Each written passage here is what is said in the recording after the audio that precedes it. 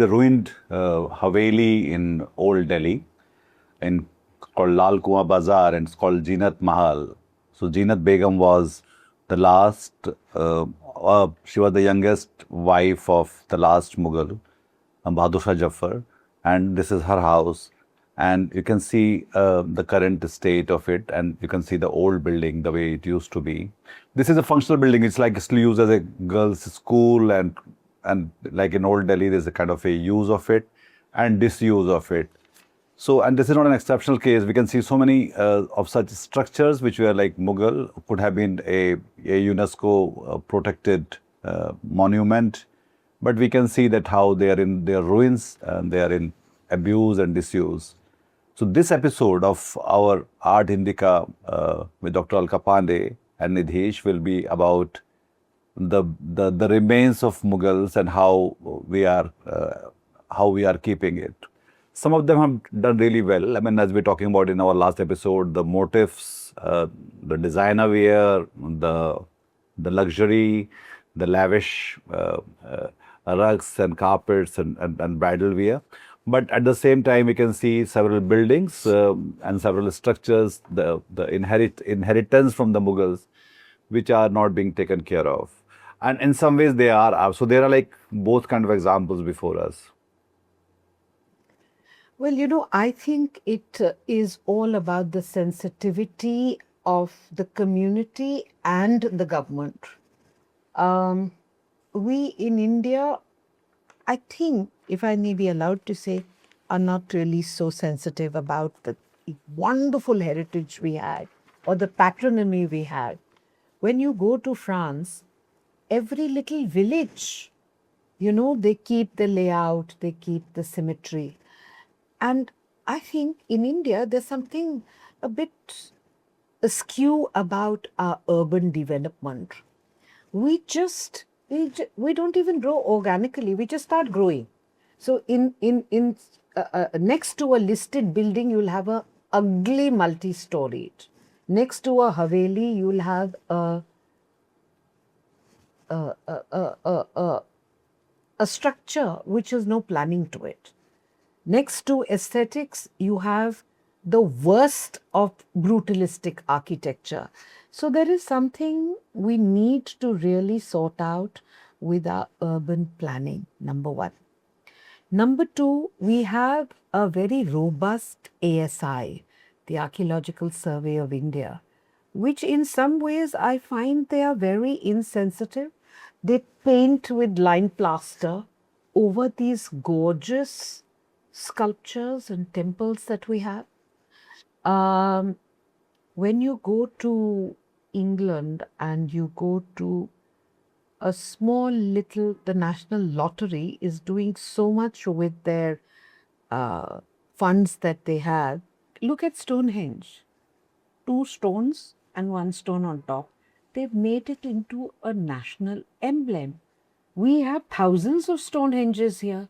We'll go and defile them. Somebody, I was in Nalanda the other day, and there were a group of school students who were being taken with their school teachers, and they were scribbling there.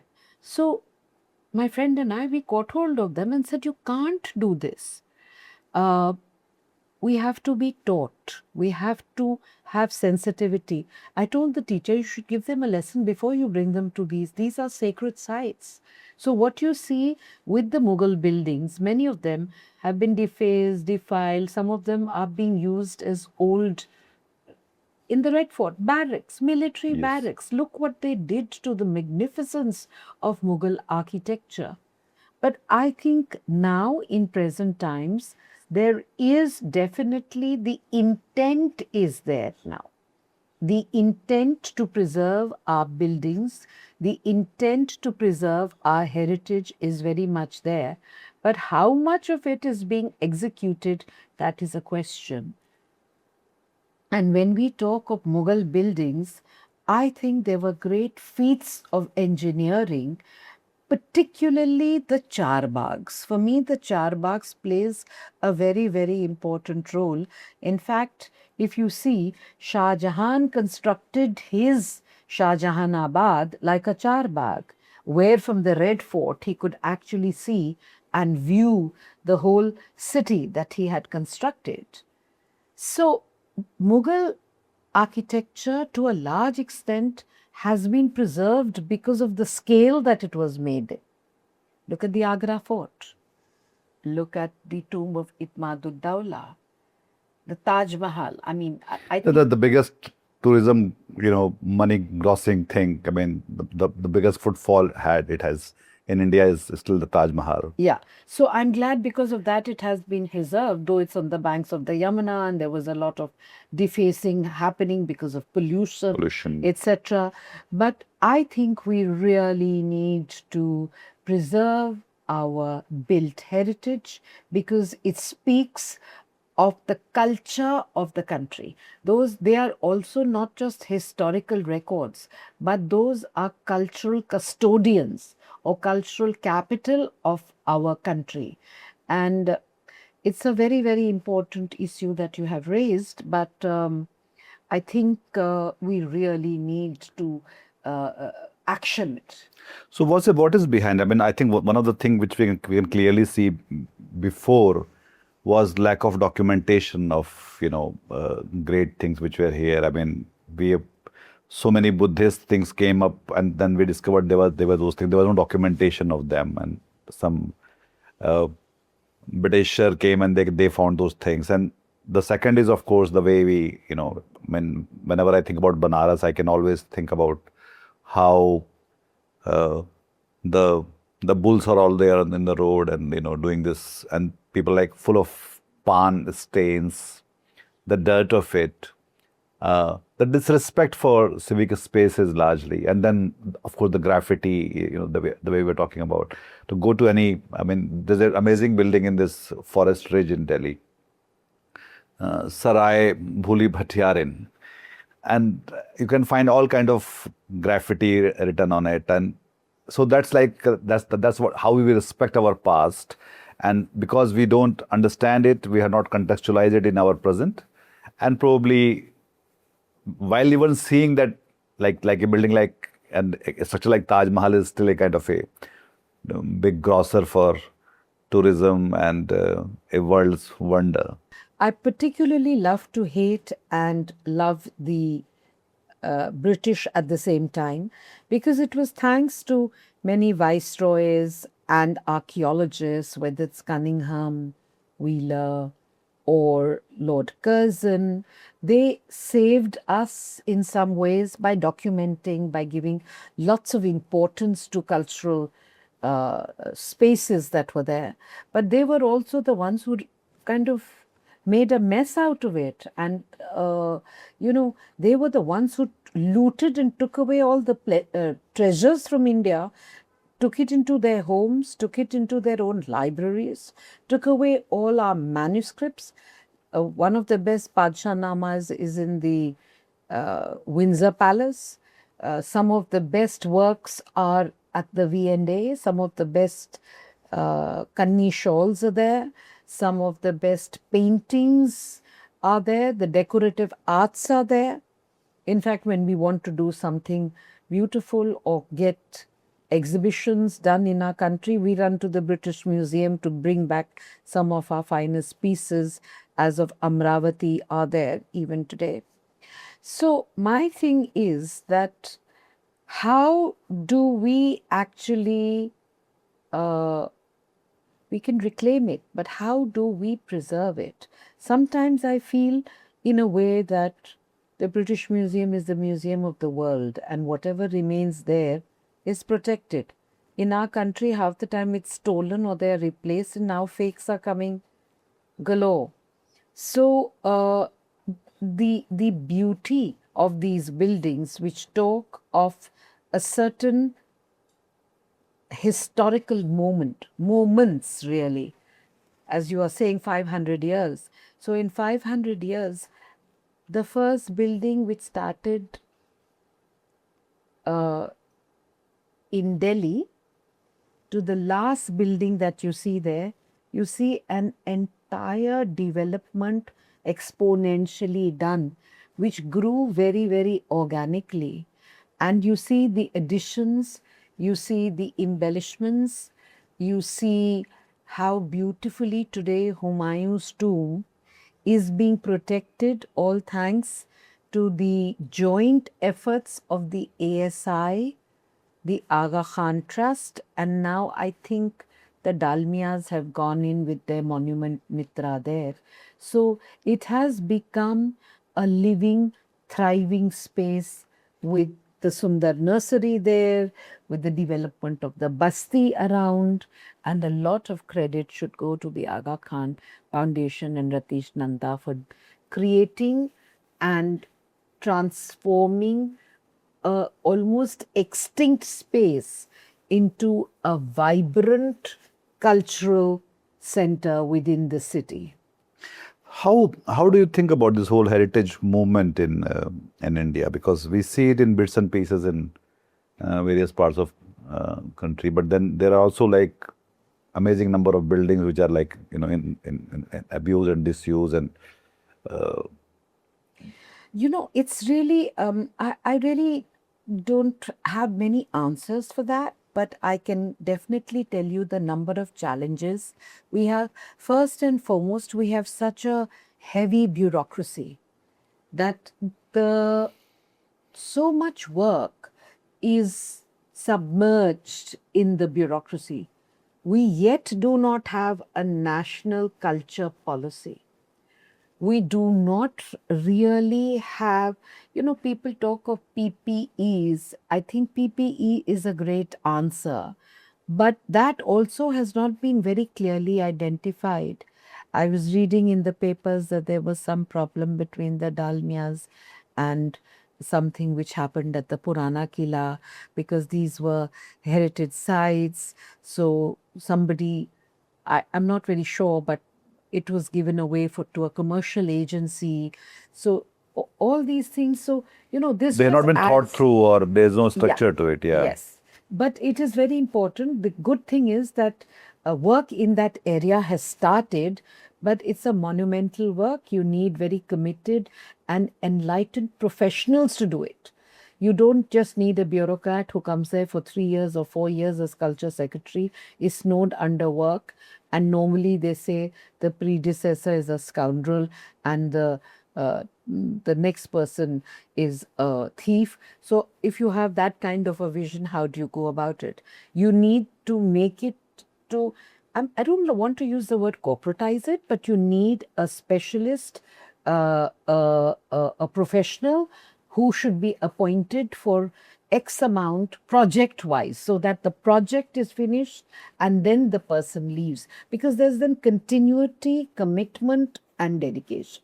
It's also probably also about the scholarship which we have, like how scholarly are we as Indians? I mean, we have so many schools which have these courses of art history and people who kind of, and archaeology of course. So they work together? Do they kind of bring some kind of a value and to that documentation? So I think this is a different issue because scholarship is the work of professionals. Administration is the work of administrators. But and probably, see, the thing is, when we're talking about administration, they are not probably aware. I mean, they are like supposed to administer whatever they are given. But, are we like 77 years of our independence? I mean, are we good enough in terms of creating the scholarship, having those inventories, having those detailing of all those things? I think it also is the devaluation of the bureaucracy. If you look at the old ICS people, you look at MS Randhawa and the sterling work he had done with Chandigarh. with painting, with Yes, Mildred all yes. that. So one, there is a big devaluation in the knowledge systems of the civil servant, but I'm not getting into that. What I would say is that there should also be, again, they should have a consultant who's a scholar, who's an academic, and the bureaucrat, because you need both. You need scholarship and you need administrative skills, because just having scholarship is not enough. A professor cannot administer and an administrator cannot be a professor. So a happy judicious marriage of both can be a good thing. And these things can happen. It's not that it won't happen. But going back to Mughal architecture and the afterlife of the Mughal buildings, I think you see that everywhere. Whether you go to Hyderabad and you see it in the gorgeous Qutub Shahi tombs which are being redone again by the Aga Khan Trust. I mean, it's a pleasure to go to the gardens. It's a pleasure to see the intricacy of detailing. It's a pleasure to see the jalis, the jharokas, the domes, the cenotaphs. And it is a living heritage. You see it all around in your um, uh, in your social setup. You go to the Chowmahalla Palace in Hyderabad. You see how beautifully it has been kept and how it goes back and takes you back to the world of luxury and from where you derive inspirations from. In Delhi, the entire Delhi is dotted, whether it's a Jamali Kamali mosque or it is the Haus Qazi or it is the Lal Killa, Purana Killa, or even later St. James Church. I mean, Tughlaqabad, I mean, look, go to the Yeah. ruins, I mean, they're like such amazing buildings. Yeah. So what you do from there is you get inspiration. Artists get inspiration. Designers get inspiration. Objects are created. So it is a living heritage. It is a living culture. So the afterlife and the beauty of the Mughals, you cannot wipe out from contemporary India today. Why just India? The world. Yeah. I mean, designers across the world, whether it's Saint Laurent or French designers who come to India or Japanese designers who come, though the Japanese were more influenced by the black of the Rabadis. But you see, people are being constantly inspired. You see, Anokhi, which created a revolution with block printing, revived block printing and took it to another level. You see Sali Holkar, who revived the Maheshwaris. Yeah. Whether it is, and all of them have remnants of Mughal aesthetics in them.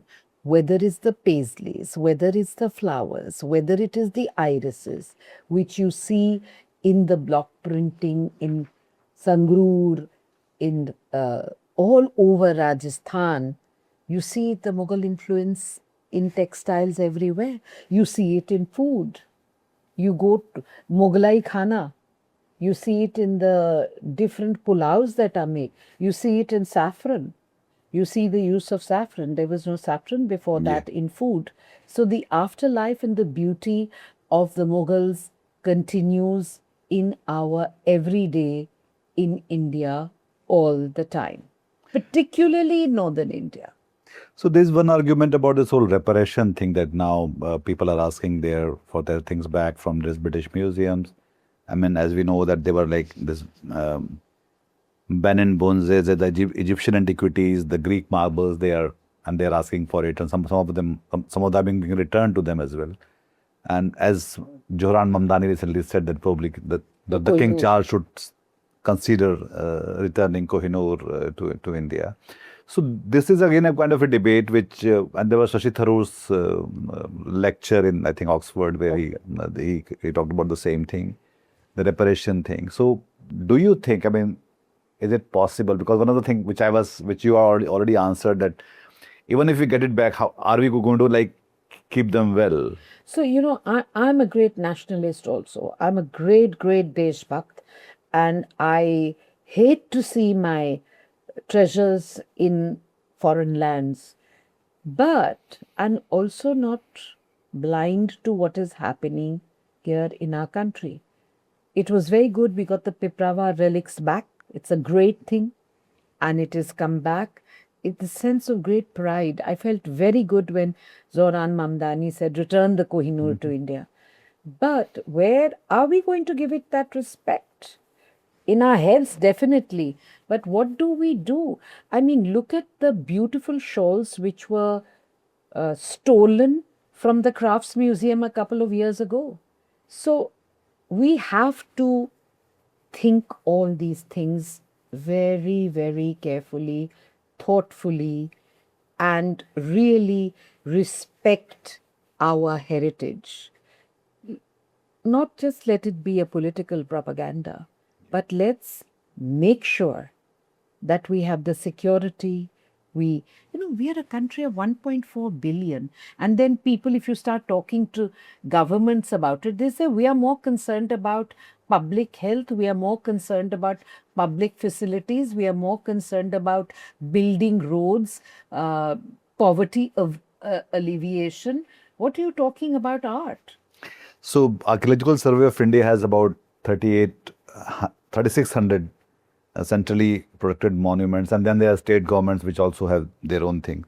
So, I mean, even if we get that back, this is the question that we have been kind of dwelling on this, thinking how are we going to manage it, because they are already overburdened and underfunded, and clearly And overworked. and basically not again getting into that that political will that we want to respect, and we will be keeping them, and we can see there's the political impact on those things, like the streets are being renamed, the buildings are being changed, their use is changing, vandalism is where, the neglect, all of these things. So, there's a thing about the decay part of our heritage and, history. So how do you think that that will kind of be taken care of, and what all is required to change it? We all know that this is all very precious, in fact. I really don't have an answer, because these are very complex issues, and I just feel that we really need to have enlightened governance. That's very important.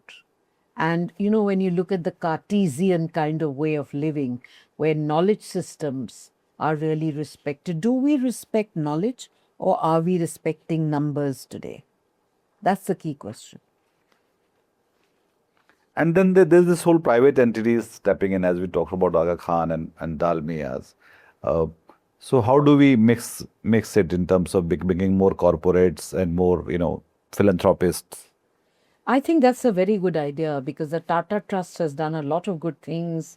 The Dalmias are trying to do things, but again, I've noticed that, they will think of public conveniences, but they're not putting enough money in the execution of knowledge generation, sensitizing the public. The public can be a very, very important stockholder or person, a stakeholder in this, the people.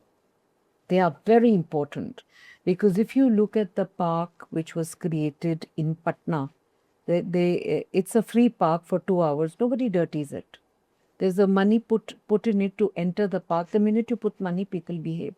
So why should the public spaces, you can put a small sum of money, not much, but they will keep it. Once you educate look at Indore. This is what the cleanest city in the country, and the people have done it. They take pride in it.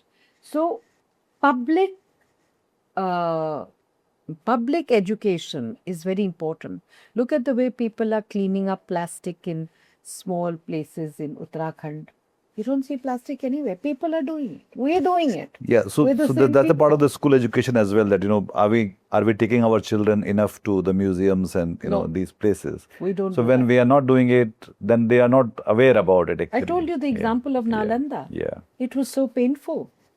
So then we come to the crafts and survival, the living traditions. Like, these are like buildings and structures and the cities will also keep changing, getting more crowded and etc.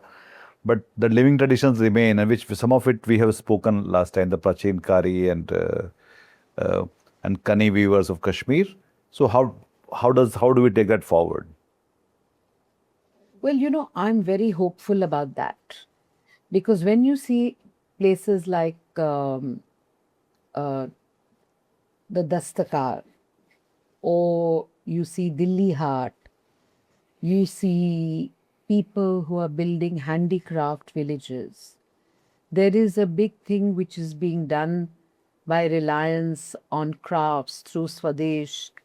So I feel that now The Crafts Council, which had started many years ago, unfortunately did not get the kind of support it required at that point, but they did a fantastic job through the dedication and the passion of people who were behind supporting the crafts, people like Kamala Devi Chattopadhyay, who started the movement, Pupul Jaikar, and Martan Singh, others like that. So I feel that there is a great deal of hope in the craft sector when designers are using karigars from the craft sector. Chicken curry is getting a new lease of life. Lots of once you create a market for it, which Swadesh is trying to do, then a lot of people. Then you have to have that same thing percolating down. It should not become too corporate too, because the person who's really producing is squeezed, and the one who's selling gets the maximum. So there has to be basically it's passion and love which has to drive it. I mean, a recent one good example is about Prada and Kolhapuri, right? Yes. So the Kolhapuri chappal, which is like famous, and then Prada. So this is like again a corporate and artist equation probably. So one other thing which I think is the missing link here in all of this and so far, that we have not been able to acknowledge, identify, and give the due respect to the artist, the people or the craft people who started doing this, and they were bestowed with those specific beautiful skills. So I think it's improving there. Now, a lot of national awards are being given, Padma Shris are being given, people are being lauded, people are, they're getting their prize, whether it's folk art, indigenous or tribal art, art of the forest dwellers. People are looking for different things. Like, I think to a certain extent, Madhubani and Varli have had their days. Now people are looking for something different. Like, for example, embroideries, Tora embroideries. People also, when I see people, there's a curiosity. And what is the nice thing is that the young today are also turning the lens backwards into their own country. There are a lot of young people coming back to India, a lot of young people who are finding their own identity back. And I have hope of the craft sector finding a place in the sun. and of course, I mean, beside the GI, the geographical indication tag, the fair trade, basically. I mean, are they getting their enough, their due share? All of those questions are also there, and where we don't see some of the things that are happening. I mean, it's not that nothing is happening, but clearly we can see that there's far much more needs to happen, and there's a government function that okay, we'll give you an award, but does it like also creating those channels in the market for them to kind of become their own? I think it's better than before. Look at what Tribes is doing now with tribal art. I think things are happening. I would be very positive about it.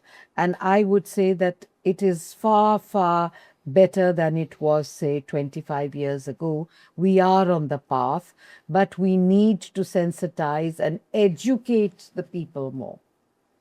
Okay. So we are seeing Mughals motive, Mughals culture, Mughals the heritage everywhere, and that's like so much part of it.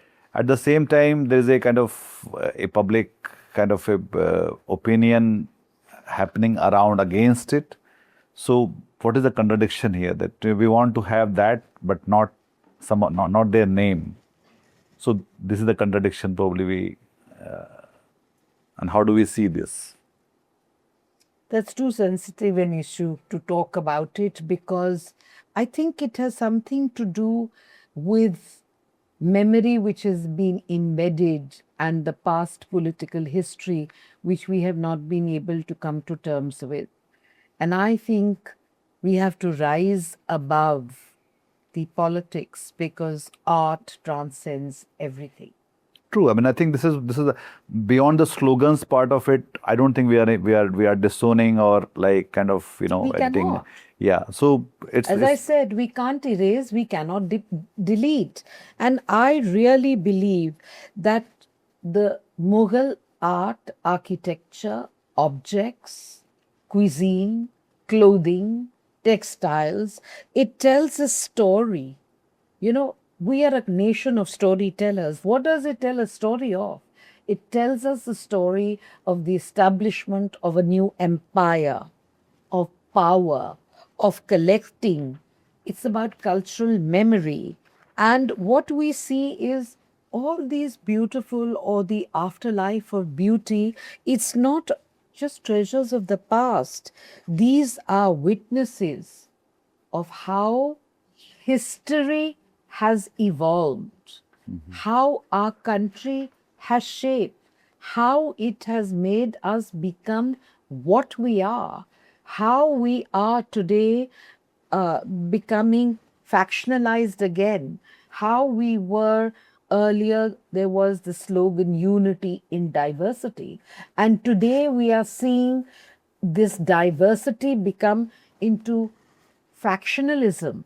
Our latest elections are proving that. The regionalism which is coming in, which was there more than 100 years ago, there's a cycle happening again. There was a time when we all wanted, when Patel said, eat ka jawab patthar se denge, and we became a united India. And now today we are seeing a factionalism, regionalism evolve as it never was before.